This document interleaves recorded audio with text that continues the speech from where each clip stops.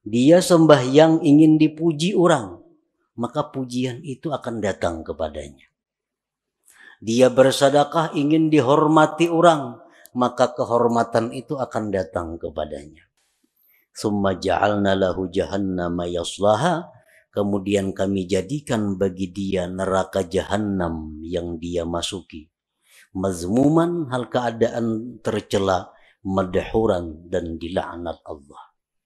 Surat Al-Isra ayat 18.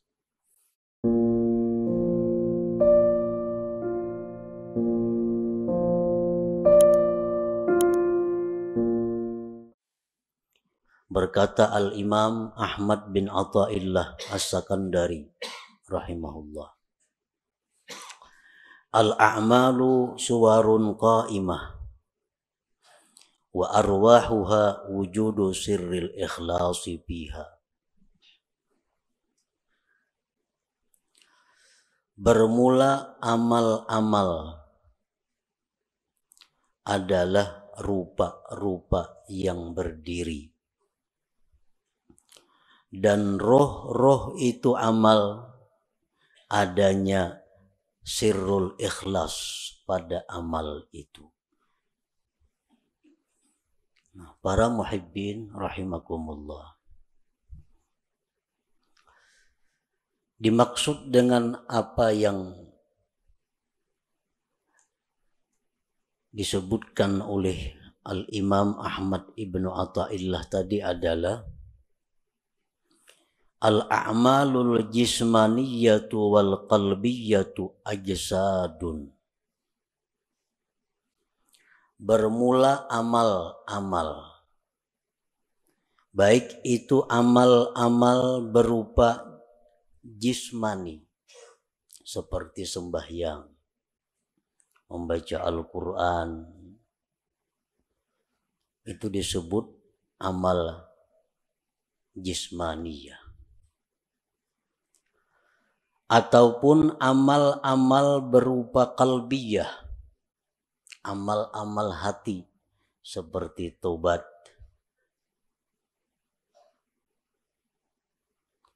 Ajsadun, amal-amal itu seperti jasad, seperti tubuh.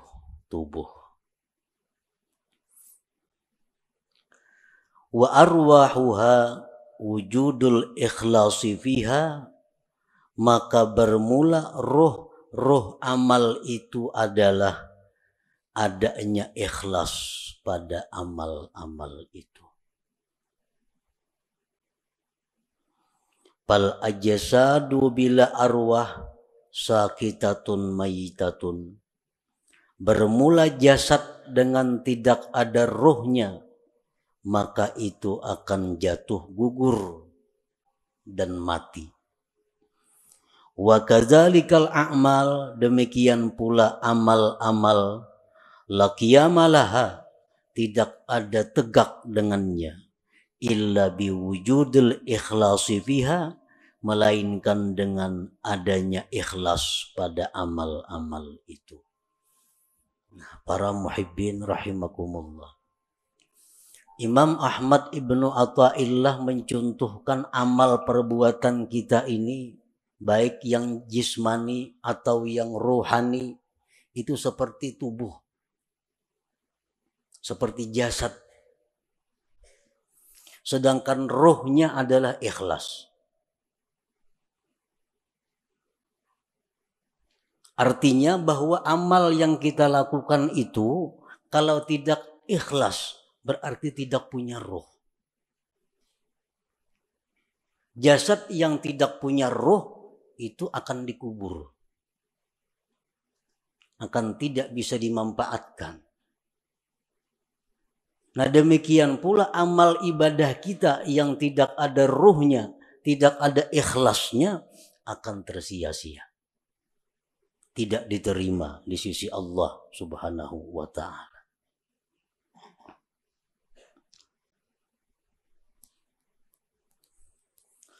Qala Allah Ta'ala fi kitabihil karim, man kana yuridul ajila ta'ajjalna lahu fiha ma nasha' liman nurid thumma ja'alna lahu jahannama yaslaha mazmuman madhura. Barang siapa yang beribadah kepada Allah, sembahyang, puasa, membaca Al-Quran, menuntut ilmu, beriktikaf, bersadaqah, berwakaf. Barang siapa yang beribadah kepada Allah dengan tujuan duniawi. Nah, dengan tujuan dunia.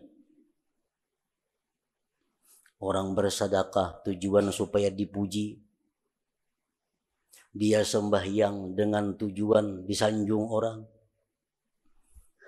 Maka ujar Tuhan, kami segerakan baginya padanya yang kami kehendaki bagi orang yang kami kehendaki.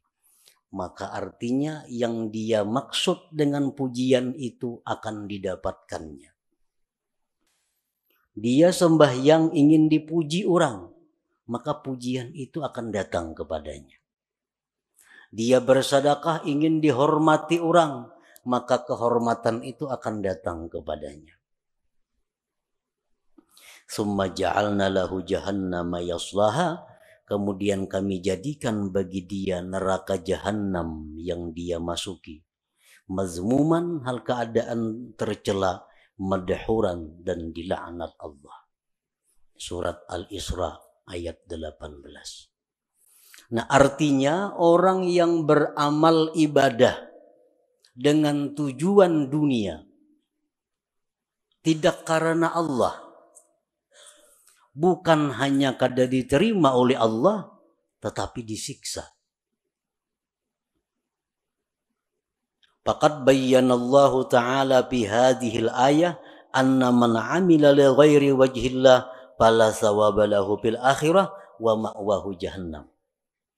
Sungguh menjelaskan Allah pada ini ayat, barang siapa yang beramal bukan karena Allah, tidak ada pahala baginya di akhirat dan tempatnya adalah jahannam.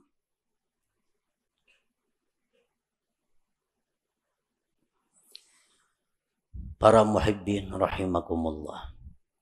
Rasulullah sallallahu alaihi wasallam bersabda, "Innal 'abda la ya'malu a'malan hasanah fatas'adul malaikatu fi suhufin muhtatamah fatulqa baina yadayillahi ta'ala fayaqulu alqu hadhihi as-sahifah fa innahu lam yurad bima fiha wajhi." Yang artinya, sesungguhnya seorang hamba beramal amal kebaikan, sembahyang, puasa, zakat, sedekah, haji, umrah, dan sebagainya. Maka naiklah malaikat membawa buku-buku catatan amal tersebut, kemudian diserahkan kepada Allah Subhanahu wa ta'ala. Maka Allah berfirman, limparkan ini catatan amal, bahwasanya dia tidak dikehendaki dengan yang ada pada catatan itu akan zatku, ujar Tuhan. Artinya buang itu amalan, karena inya beramal itu bukan karena aku. Waqala Rasulullah sallallahu alaihi wasallam, idza kana akhiruz zaman sarat ummati thalasa firaq, firqatun ya'buduna Allah khalisa, wa firqatun ya'buduna Allah riya'a, wa firqatun ya'buduna Allah liyastakilu bihin nas. Fayaqulullahu azza wa jalla lil mukhlisin idhabu ilal jannah, wa yaqulu lil akharin idhabu bihim ilan nar.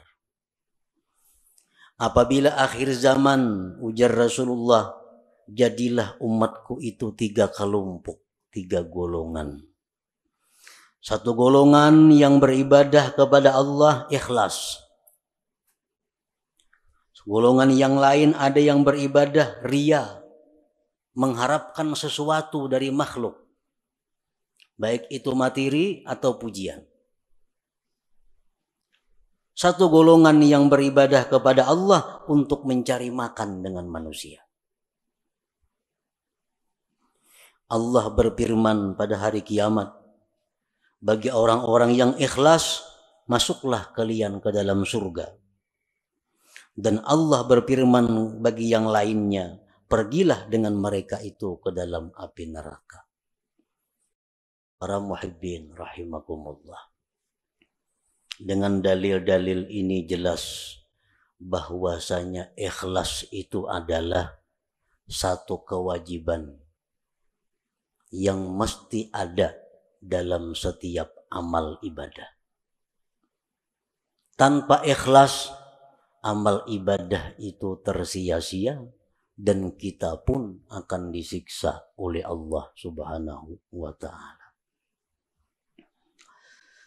Nah, para muhibbin rahimakumullah, dengan demikian kita wajib belajar apa itu ikhlas. Dan kita wajib berusaha untuk bisa mendapatkan ikhlas itu. Agar kita menjadi orang yang selamat di akhirat nanti.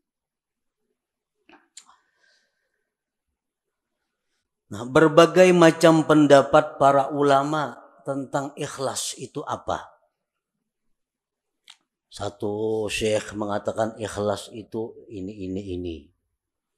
Ada lagi imam ini mengatakan ikhlas itu macam ini. Ada lagi seorang guru menyatakan ikhlas itu macam ini. Nah, kita ambil dari sekian banyak pendapat tentang ikhlas itu, satu pendapat daripada para imam-imam itu. Al-ikhlasu ala salasi darajat. Ikhlas itu 3 tingkat. 3 tingkatan. Yang pertama disebut darajatil awam. Ikhlas tingkatan orang awam. Ini ikhlas sudah ada punya harga di sisi Allah. Walaupun murah daripada tingkatan yang berikutnya. Tapi sudah dihargai oleh Allah. Kita beribadah sembahyang. Kita pakai ikhlas orang awam. Itu sudah berharga. Cuma harganya lebih murah dibanding ikhlas tingkatan-tingkatan yang berikutnya. Nah, ikhlas orang awam ini artinya adalah ifradul haq fi kasdil ibadah ma'atalabil huzuzid dunyawiyyati wal ukhrawiyyah kahibzil badan wal mal wa sa'atir rizq wa dukhulil jannah wan najati minan nar. Ikhlasnya orang awam itu adalah mengesahkan Tuhan pada tujuan ibadah. Memang ini beribadah itu tujuannya adalah semata-mata karena Allah. Tidak ada karena yang lain. Nah, ini sembahyang karena Allah. Tetapi beserta menuntut bahagian duniawi dan ukhrawi. Ini sembahyang karena Allah. Di samping itu, mudahan diluaskan Allah rezeki. Mudahan dipeliharakan Allah harta yang ada. Mudahan mati masuk ke surga. Mudahan terhindar daripada api neraka contohnya. Nah, ini sudah ikhlas untuk golongan orang-orang awam. Inya berzakat tunya karena disuruh Allah, perintah Allah. Tetapi ini ada minta kepada Allah. Dengan berzakat ini dia minta kepada Allah agar hartanya bertambah.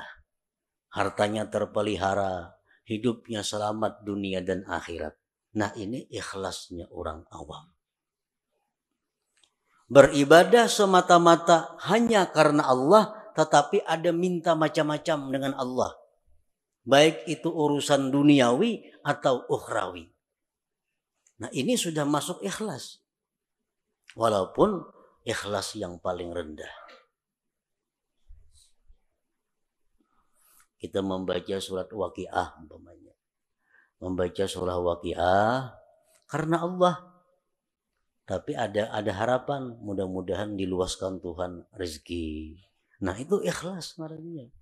Tapi ikhlas tingkatan orang awam. Ini membaca surat Tabarak, suratul Muluk, karena Allah. Tapi mudah-mudahan dalam kubur selamat. Nah ini ikhlas. Tapi derajatnya bukan derajat yang tinggi.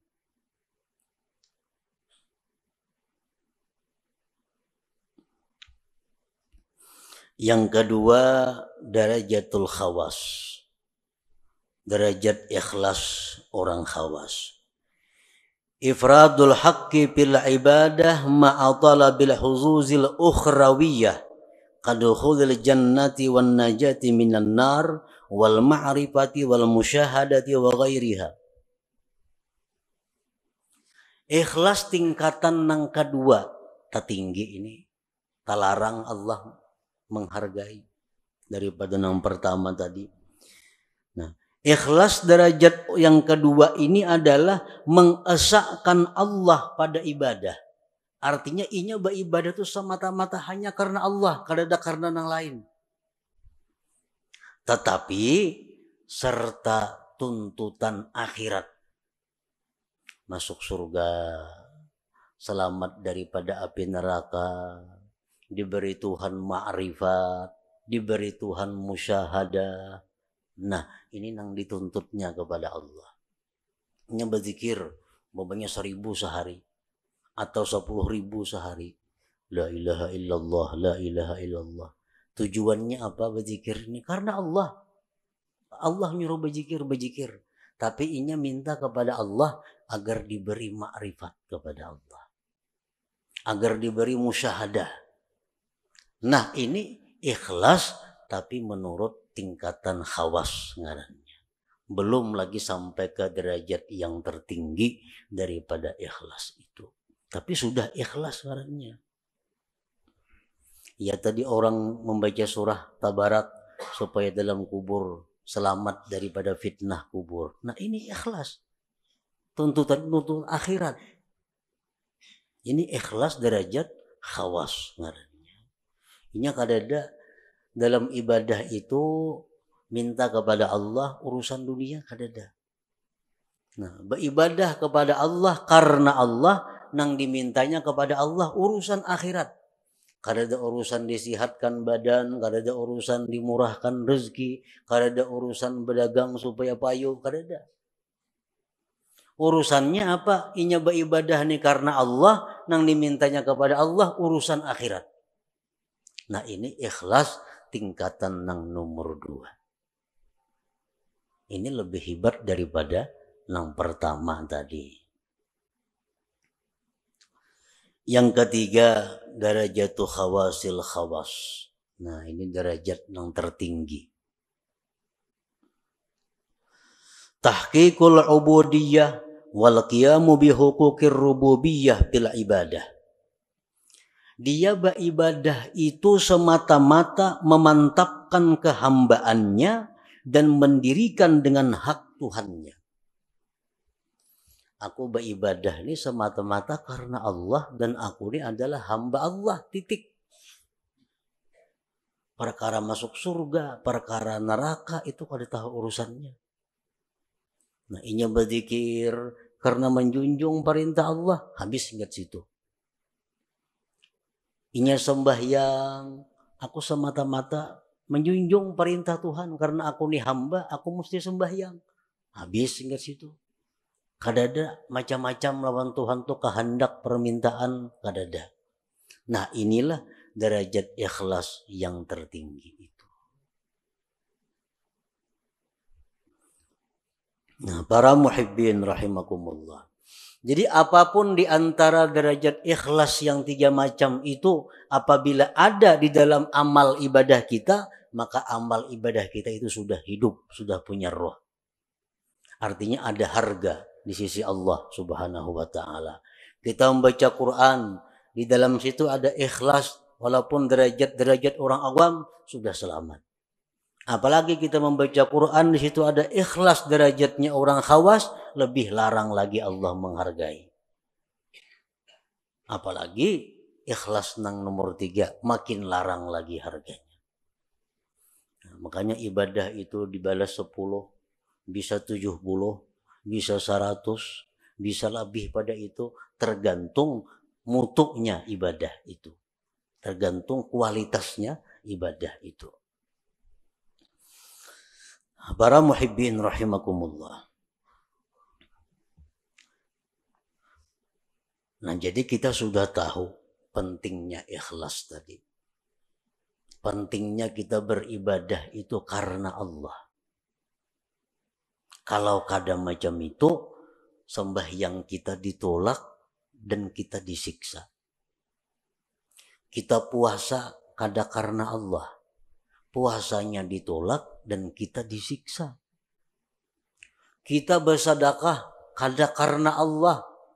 Berbagi-bagi duitnya. Tapi kadang karena Allah. Duitnya kadang diganti Tuhan. Berpahala kadang disiksa. Duitnya habis. Kalau orang tuh bersedekah karena Allah,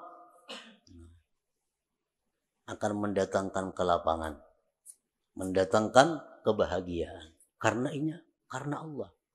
Tapi kalau orang ini membagi-bagi duit, membagi baras, membagi apa, kadang karena Allah, ujung-ujungnya bisa gila,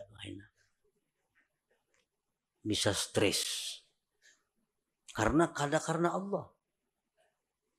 Nah, ini akibatnya dalam dunia pun sudah menderita.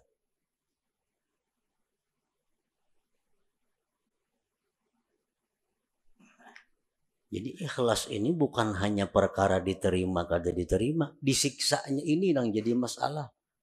Sembahyang nang mestinya jadi ibadah berbalik menjadi maksiat. Membaca Quran nang mestinya ibadah karena kada ikhlas jadi maksiat. Bersedekah nang mestinya ibadah tapi karena kada ikhlas jadi maksiat. Nah, oleh karena itu kita wajib fardhu ain mempelajari apa itu ikhlas supaya bisa amal itu diterima oleh Allah Subhanahu wa taala. Dan sesudah kita belajar ikhlas tadi macam itu, tinggal kita berusaha bagaimana cara mengamalkan, bisa melakukan ikhlas itu. Para muhibbin rahimakumullah. Yuktasabul ikhlas bitadabburil ayati wal akhbar fi targhibil ikhlas wa tarhibir riya. Nah, supaya kawa ikhlas. Kita sudah tahu tuh di ikhlas tadi ibadah nang karena Allah, kada ada karena nang lain-lain. Itu ikhlas. Tahu sudah kita. Cuma kayak apa supaya kawa menerapkan itu di dalam ibadah kita. Nah, ikhlas itu diusahai pertama dengan merenungi ayat-ayat, hadis-hadis yang menggemarkan ikhlas dan menakuti riya. Nah, kita cari, kita renungi Al-Quran, bagaimana memuji orang yang ikhlas. Al-Quran, Al-Hadis, bagaimana menerangkan akibat surga terhadap orang yang ikhlas. Al-Quran, Al-Hadis menakutkan bagaimana orang yang kada ikhlas. Orang yang kada ikhlas itu beramal, apapun amal ibadah, kada ikhlas. Itu di akhirat dipanggil Allah dengan panggilan ya munafik, hai munafik. Ya ghadir, hai penipu. Nah, kita tuh beribadah kada ikhlas. Allah memanggil di akhirat dengan panggilan hai penipu, hai orang munafik. Nah, ini yang kita renungi hadis-hadis seperti ini agar kita bisa ikhlas. Bahkan diriwayatkan bahwa orang yang tidak ikhlas itu nanti di akhirat akan diulu-ulu oleh Allah.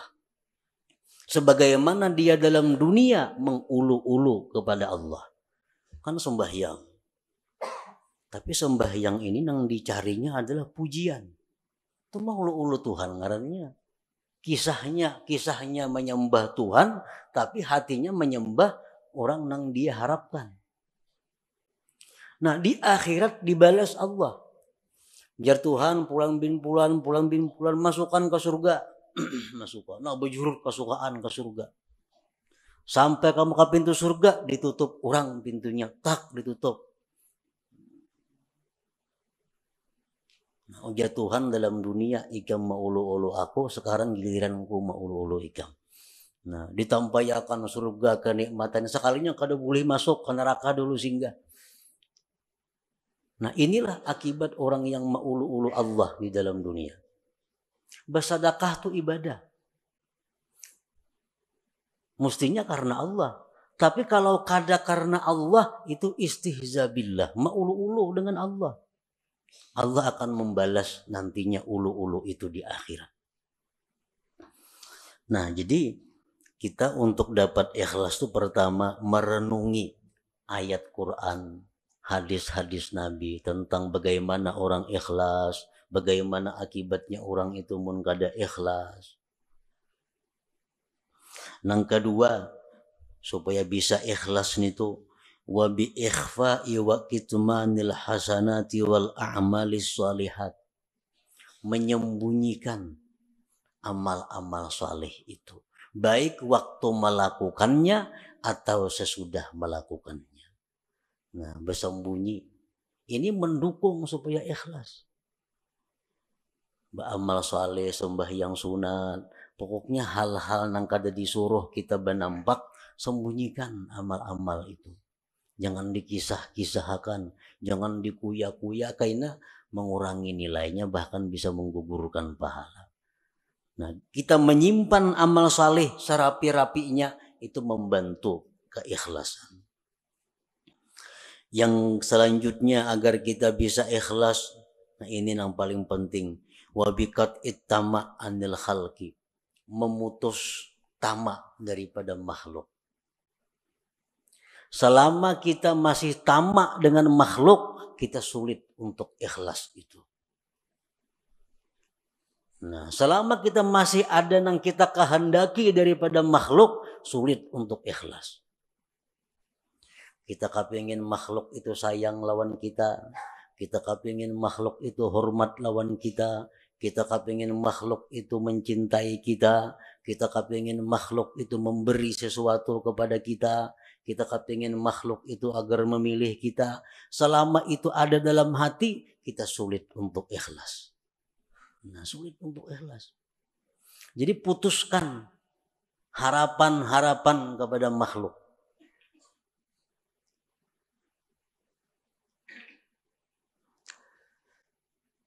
Wa bidawamir riyadhati wal mujahadah, dan juga dengan selalu latihan dan berjuang.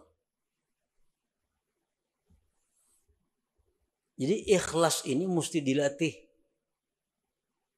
dan berjuang.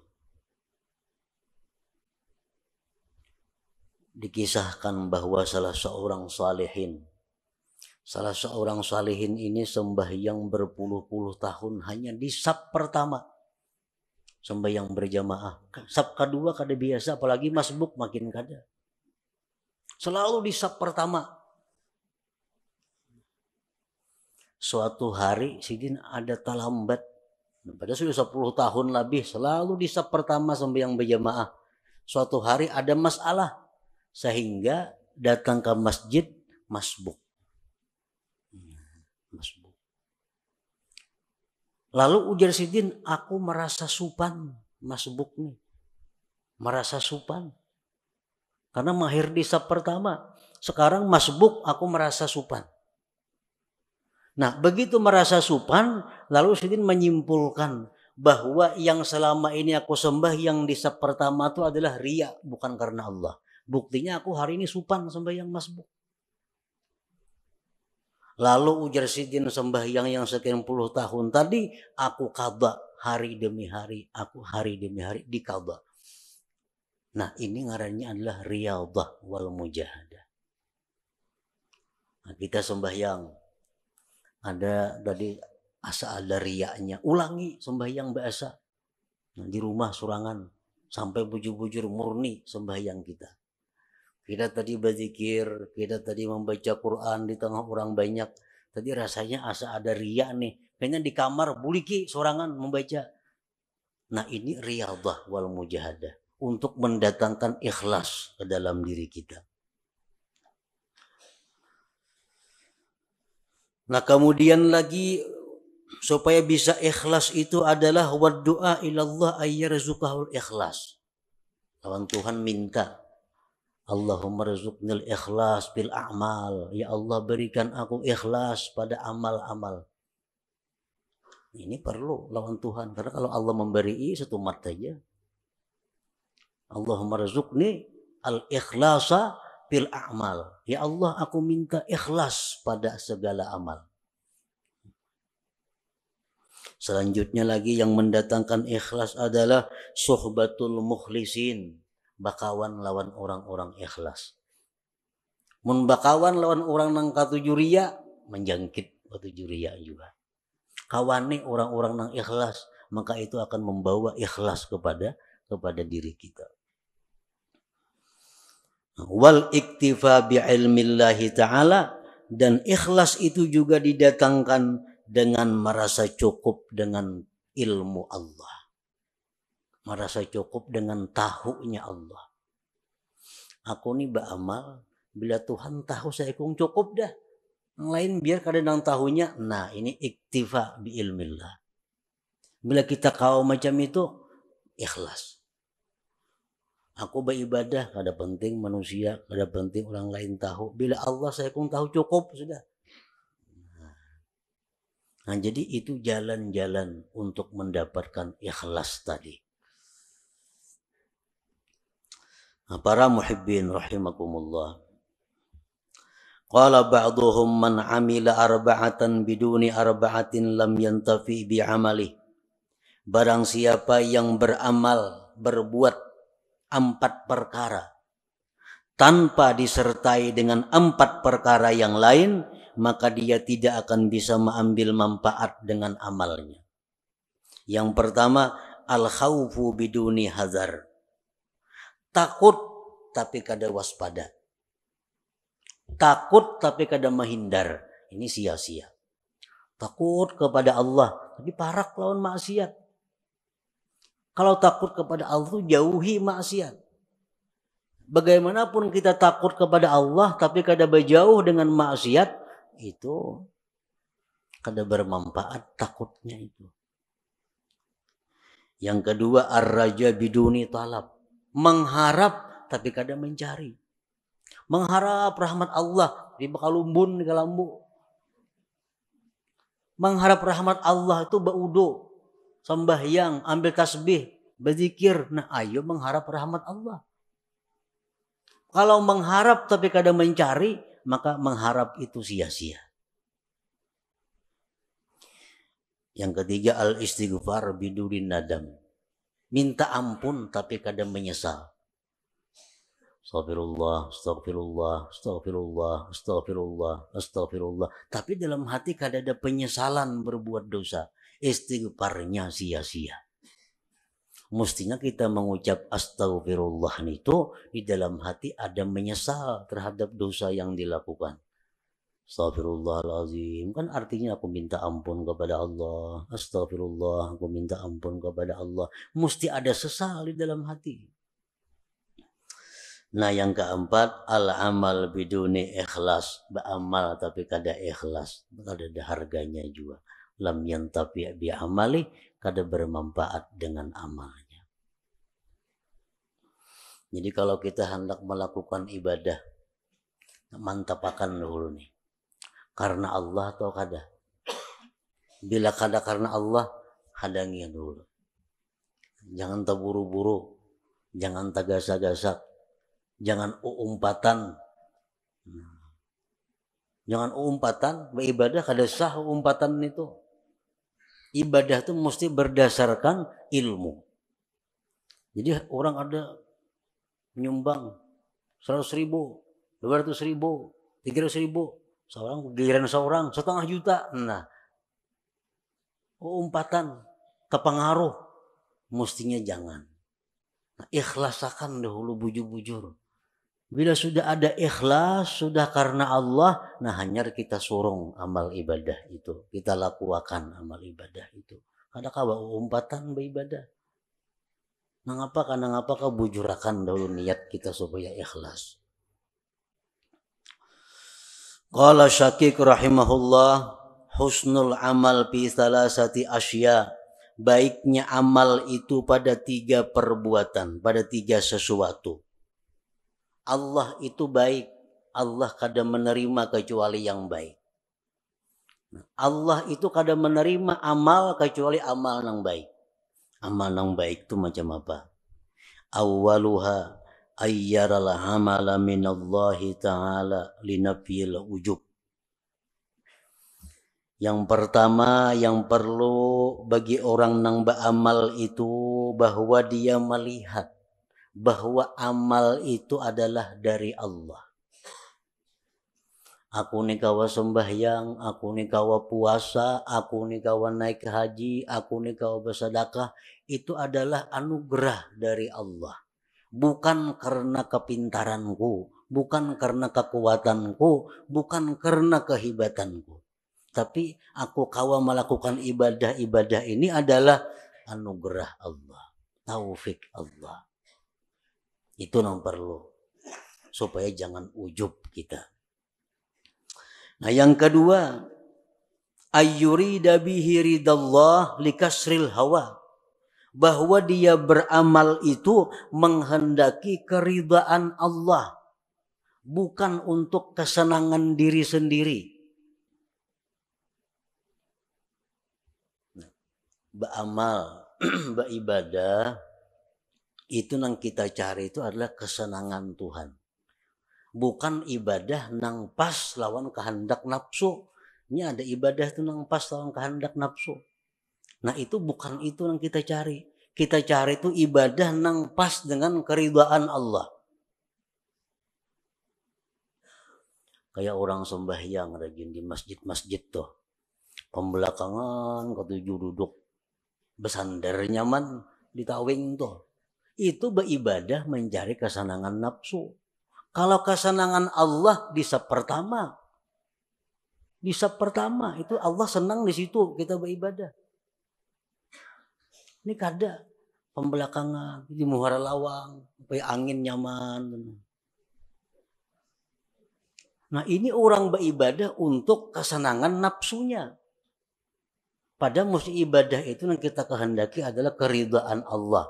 Usahakan bahwa Allah nang disenangkan, bukan nafsu kita, bukan hawa kita. Ini sudah lumrah. Ibadah tuh kalau pas nang lawan nafsu katuju aja menggawi kita. Tapi kalau ibadah nang kada cucuk lawan nafsu, nah ini berat. Padahal ibadah itu kita kehendaki adalah keridhaan Allah, bukan keridhaan nafsu kita. As-salis yang ketiga, ayyabtagiyas sawab minallah, bahwa dia mencari pahala itu dari Allah. Linafir riya, untuk menolak riya. Kita beribadah mencari balasan itu lawan Allah supaya jangan riya. Bila mencari balasan lawan makhluk, nah itu riya ngarannya. Bila riya, ibadah kada diterima dan kita bakal disiksa. Kita minta kepada Allah bahwa dengan ibadah ini, kita ibadahnya melakukannya karena Allah, dan kita minta supaya kita jadi orang yang mulia. Nah ayuh, tapi yang diminta asal Allah. Kita beribadah membaca Quran karena Allah, dan mudah-mudahan Allah buka pintu rezeki seluas-luasnya, boleh aja karena kita minta kepada Allah. Nah kita beribadah kepada Allah sambil mengharap agar makhluk-makhluknya mencintai aku. Ayo kada Bapak, asal yang diminta kepada Allah. Nah kalau kita beribadah untuk cari perhatian kepada makhluk, nah ini Allah nang marah. Ini Allah nang marah. Kita beribadah supaya inya hormat kena lawan aku. Nah ini kita beribadah supaya kayaknya ini memperhatikan lawan aku. Makhluk nih. Nah ini nang dimaksud nang kada boleh itu. bahwa ibadah kita ini tapi tujuannya adalah kepada makhluk Allah. Nah, bila ibadah yang demikian itu ada pada kita, maka ibadah itu macam orang mati. Arti orang mati apa? Dipatak, dikubur, tidak bisa dimanfaatkan apa-apa. Nah, ibadah yang ikhlas itu adalah ibadah laksana jasad yang punya roh. Jasad yang punya roh adalah jasad yang bergerak, yang bermanfaat. Nah, ibadah yang punya roh, ikhlas adalah ibadah yang bisa kita ambil manfaat baik di dunia dan di akhirat.